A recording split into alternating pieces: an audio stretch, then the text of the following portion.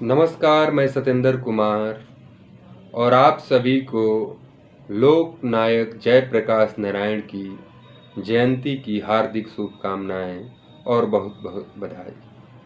आज बात करने वाले हैं हम लोक नायक जयप्रकाश नारायण के बारे में, जिन्हें प्रेम से जेपी भी कहा जाता है। भारत की राजनीति में स्वतंत्रता संग्राम से लेकर और आज़ादी मिलने के बाद तक एक ऐसे शख्स जो कभी भी कुर्सी के प्रति समर्पित नहीं हुए, वो देश के जनता के प्रति, देश के नागरिकों के प्रति अपनी पूरी जीवन समर्पित कर दी। संपूर्ण क्रांति के जनक कहे जाने वाले आज जेपी की पूरी देश भर में जयंती मनाई गई। हालांकि उत्तर प्रदेश में इस पर बहुत बड़ी राजनीति हुई। तो आज बात करेंगे कि मामला क्या था जयप्रकाश नारायण का हमारे स्वतंत्रता संग्राम से लेकर भारत की राजनीतिक इतिहास में उन्हें किस मुकाम को हासिल किया है, और आज वैसे विभूतियों को हम याद नहीं करेंगे तो क्या ये जो कुर्सी के लिए दल बदल कर रहे हैं, सत्ता और राजनीति को जमाए रहने के लिए अपने कदम को अनैतिक कार्य कर रहे हैं, एनकाउंटर किया जा रहा है, घर बुलडोजर से ढहवाया जा रहा है, ईडी सीबीआई की छापे मरवाए जा रहे हैं विपक्षी नेताओं पर। आज उस राजनीति के फल फूलने वाले इस समाज में अगर जेपी होते तो क्या करते। तो आज बात करेंगे कि जेपी कौन थे और समाजवादी पार्टी के मुखिया अखिलेश यादव को जेपी एनआईसी जाने से क्यों रोका गया, क्या उन्हें माल्यार्पण करने से राजनीति में कोई भूचाल आ जाती। जेपी एनआईसी लखनऊ में बनाया गया है, लोहिया पार्क के ठीक बगल में, और ये अखिलेश यादव का ड्रीम प्रोजेक्ट था। हालांकि 2017 में सरकार चले जाने के बाद जो बीजेपी की सरकार आई योगी मोदी जी का, उसमें इसके काम को बंद कर दिया गया। पिछले साल भी माल्यार्पण करने के लिए जब अखिलेश यादव जेपी एनआईसी जा रहे थे तो गेट बंद कर दिया गया था, पुलिस के पहरे लगे हुए थे। हालांकि उस समय उन्होंने गेट को फांद कर चले गए और माल्यार्पण किए। इसी को देखते हुए इस बार यूपी सरकार ने जेपी एनआईसी के जो मुख्य गेट था उसमें टीन लगाकर सील कर दी थी और पूरे जेपी एनआईसी को पुलिस ने छावनी में तब्दील कर दिया था। वहाँ पर यूपी पुलिस, यूपी पीसीएस और यूपी पीएससी और सीआरपीएफ के जवान लगा दिए गए थे।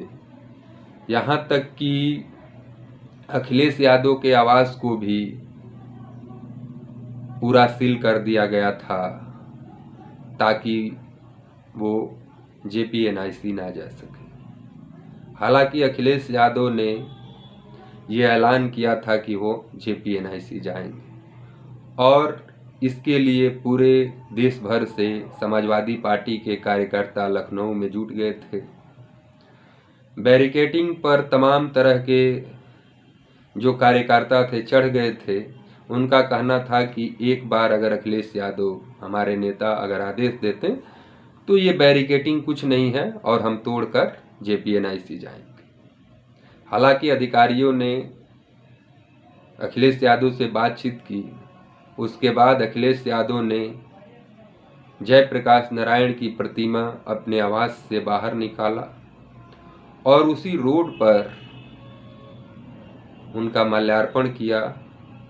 उस समय जो यूपी विधानसभा के नेता प्रतिपक्ष माता प्रसाद पांडे थे, विधानसभा के प्रतिपक्ष के नेता भी वहाँ पर मौजूद थे, समाजवादी पार्टी के अन्य नेता भी मौजूद थे, सारे विधायक और सांसद भी मौजूद थे।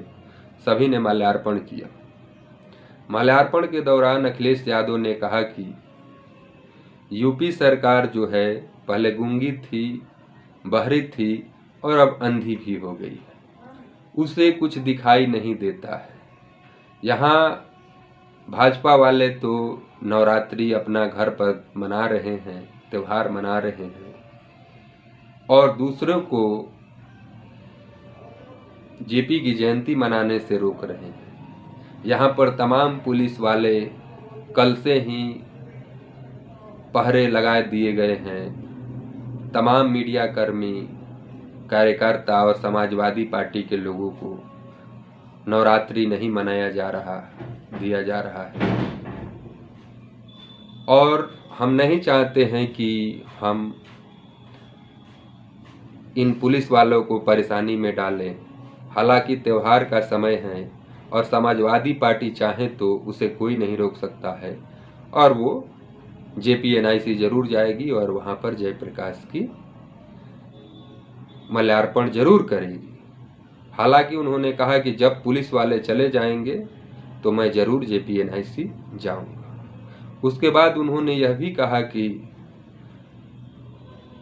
जो समाजवादी पार्टी के लोग हैं, चाहे जो समाजवादी आंदोलन से निकले हुए लोग हैं, चाहे वो जॉर्ज फर्नांडिस हो, नीतीश कुमार हो, लालू प्रसाद यादव हो, शरद यादव हो, रामविलास पासवान हो, चाहे लोकदल के नेता हों, बहुत सारे समाजवादी आंदोलन से निकले नेता, जो कई तो नहीं रहे अब हमारे बीच, लेकिन कई समाज में उस मुकाम को हासिल किया राजनीति में, जिस मुकाम को हासिल करना सबकी बस की बात नहीं। उन्होंने नीतीश कुमार पर भी कहा कि नीतीश कुमार को चाहिए कि जो समाजवादियों को माल्यार्पण करने से रोक रहे हैं उनसे अपना समर्थन वापस लें और दिल्ली की सरकार को सबक सिखाएं। हालांकि नीतीश कुमार के पार्टी का कोई टिप्पणी नहीं आया। आगे वो यह भी कह रहे हैं कि हम चाहें तो जरूर JPNIC जाएंगे। JPNIC अखिलेश यादव का ही ड्रीम प्रोजेक्ट था। इसे इन्होंने 17 तक, हालांकि काफ़ी हद तक काम करा चुके थे, लेकिन 17 के बाद सरकार जाने के बाद 7 साल के बीजेपी के कार्यकाल में कोई काम नहीं हुआ, उसी तरह काम ठप पड़ा हुआ है। तो आज हम बात करेंगे कि जयप्रकाश नारायण कौन थे और आखिर इनके बारे में आपको क्यों जानना चाहिए। क्या जयप्रकाश नारायण की भूमिका को आप भारत की राजनीति में इग्नोर नहीं कर सकते। जयप्रकाश नारायण संपूर्ण क्रांति के नायक माने जाते हैं और इनका जन्म 11 अक्टूबर 1902 को हुआ था और इन्होंने अंतिम सांस 8 अक्टूबर 1979 को ली। जयप्रकाश नारायण एक भारतीय स्वतंत्रता सेनानी और समाजवादी नेता थे। राजनीतिक विचारधारा उनकी जो थी वो समाजवादी थी। उनका गांव बिहार के सारण जिले के सिताब दियारा में है। उन्होंने आमतौर पर हम प्रेम से पूरे भारतीय JP के नाम से पुकारते हैं, जानते हैं। प्रारंभिक जीवन की बात करें तो JP का जन्म एक किसान परिवार में हुआ और उनकी जो शिक्षा हुई वो पटना और बनारस में हुई। हालांकि उच्च शिक्षा के लिए वो अमेरिका गए और अमेरिका में राजनीति और समाजशास्त्र का पढ़ाई की। उसके बाद वो स्वतंत्रता संग्राम में भी काफ़ी योगदान दिए। स्वतंत्रता संग्राम में योगदान की बात करें तो भारत लौटने के बाद जयप्रकाश नारायण महात्मा गांधी के नेतृत्व में स्वतंत्रता संग्राम में सक्रिय रूप से भाग लिया। उन्होंने कांग्रेस पार्टी में रहते हुए भी समाजवादी विचारों को बढ़ावा दिया। 1934 में उन्होंने भारतीय राष्ट्रीय कांग्रेस के भीतर कांग्रेस सोशलिस्ट पार्टी की स्थापना की, जो समाजवाद और साम्यवाद के सिद्धांतों को समर्थन करती है। जेल में भी वो गए। अंग्रेजों के खिलाफ उनकी क्रांतिकारी गतिविधियां जो थी, उसके कारण उन्होंने कई बार जेल भी गए। 1942 में जब महात्मा गांधी ने भारत छोड़ो आंदोलन की घोषणा की, तब जेपी उस आंदोलन के महत्वपूर्ण भूमिका निभा रहे थे। उसी दौरान अंग्रेजों ने उन्हें गिरफ्तार कर लिया, लेकिन जेल से भागकर वे आंदोलन को जारी रखे। स्वतंत्रता के बाद जयप्रकाश नारायण ने राजनीति से दूर रहते हुए सामाजिक और आर्थिक सुधारों पर ध्यान केंद्रित किया। विनोबा भावे के भूदान आंदोलन के समर्थन में उन्होंने गरीबों के बीच भूमि और पुनर्वितरण करने के लिए काफी काम किया और संघर्ष किया। बिहार के छात्रों ने जब भ्रष्टाचार बेरोजगारी के खिलाफ एक आंदोलन शुरू किया और उसकी नेतृत्व जब उन्होंने जयप्रकाश नारायण को दी, जयप्रकाश ने उस आंदोलन का नेतृत्व किया और उसे संपूर्ण क्रांति का नाम दिया गया। 5 जून 1974 को पटना के गांधी मैदान से ऐतिहासिक जनसभा को संबोधित किया गया। उस समय जो छात्र नेता थे, उसमें लालू प्रसाद यादव, नीतीश कुमार, शरद यादव, जॉर्ज फर्नांडिस और रामविलास पासवान, इन लोग भी शामिल थे। इंदिरा गांधी 1975 में देश में इमरजेंसी लागू कर दिया। 21 महीने तक इमरजेंसी रहा। 25 जून 1975 से लेकर 21 मार्च 1977 तक चला।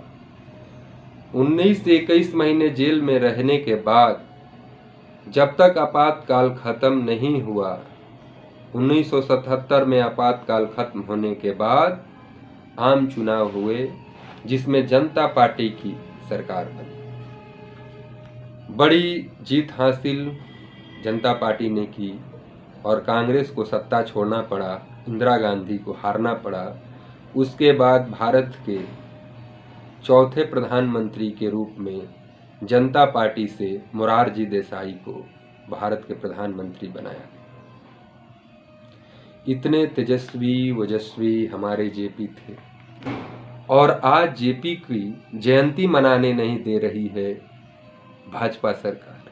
हालांकि जनता पार्टी की जो सरकार बनी, गैर कांग्रेसी जो सरकार बनी, उसमें जनसंघ भी था। उस समय बीजेपी का जन्म नहीं हुआ था, जनसंघ ही आगे चल के बीजेपी बना। 8 अक्टूबर 1979 को जयप्रकाश नारायण का निधन हो गया। उनकी ईमानदार जीवन, सादगी, ईमानदारी और समाज के प्रति गहरी प्रतिबद्धता के प्रतीक होने के कारण उन्हें मरणोपरांत 1999 में भारत रत्न से सम्मानित किया गया। तो ये हमारे जेपी थे। और इन जेपी की जयंती आखिर क्यों नहीं मनाने दे रही है यूपी सरकार? पिछले बार भी अखिलेश यादव को जेपी की जयंती मनाने से, जेपी एनआईसी जाने से रोका गया था। हालांकि उस बार वो गेट फांद कर चले गए थे। इस बार जो योगी सरकार है वो उन्हें जाने से रोक रही है और एक दिन पहले ही पूरे रोड को सील कर दिया जाता है, पुलिस के द्वारा बैरिकेडिंग कर दिया जाता है, हजारों के तादाद में फोर्स बुला दिए जाते हैं और समाजवादी पार्टी के कार्यालय से लेकर जो उप मुख्यमंत्री अखिलेश प्रसाद पूर्व मुख्यमंत्री अखिलेश प्रसाद का जो आवास है विक्रमादित्य पथ के पूरे इलाके को सील कर दिया जाता है। आखिर जेपी से क्यों डर रही है बीजेपी? आखिर क्या जेपी की जयंती मनाने से यूपी की राजनीति में जो पीडीए का नारा चल रहा है अखिलेश यादव को, वो बीजेपी को तंग कर रहा है, प्रभावित कर रहा है, इसलिए रोका गया? लेकिन अखिलेश यादव ने दावा किया कि जो बीजेपी की सरकार है वो स्वतंत्रता सेनानियों का सम्मान नहीं करती है, क्योंकि इनको स्वतंत्रता में कोई योगदान ही नहीं रहा। और जितने भी हमारे समाजवादी विचारधारा के लोग हैं, स्वतंत्रता सेनानी हैं, उनकी जयंती में हमेशा बाधा खड़ी करती है।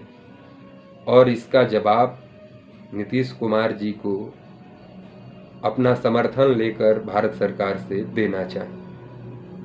तो ये तो था जेपी से जुड़े हुई कुछ संक्षिप्त जानकारी, क्योंकि एक 10-20 मिनट की वीडियो में पूरे जेपी के इतिहास बताना इतना संभव नहीं है। तो आज इतना ही। नमस्कार, जय हिंद।